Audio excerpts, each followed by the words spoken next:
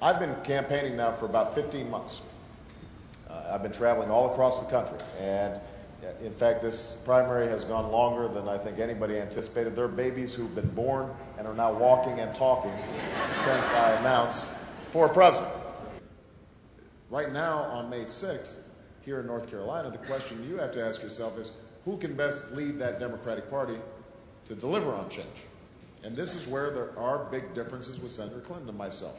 And I'm just going to name three.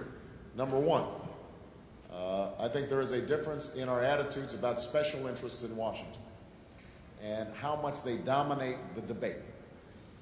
In August of last year, while we were in a debate, Senator Clinton was asked about how much money she was getting from PACs and lobbyists, and she said, well, lobbyists are real people. They represent real Americans.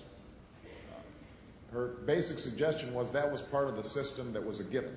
Well, I don't think that that's a given. I think they are part of the problem. Point number two is the need to be honest about how we're actually going to solve problems. How are we going to get results, as David put it? And I think this debate around the gas tax is a perfect example, a perfect metaphor for what's been going on in Washington. Senator McCain was the first one to propose a gas tax holiday. And then Senator Clinton immediately said, me too.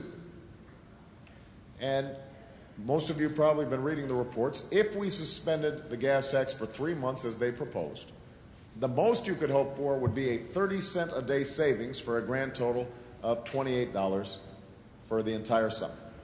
The last difference, I think, between Senator Clinton and myself is I think that we've got to unify the country, and that means we can't be obsessed with the bickering and the name-calling and the back and forth. And that's not just between Democrats. Obviously, it's mostly between Democrats and Republicans.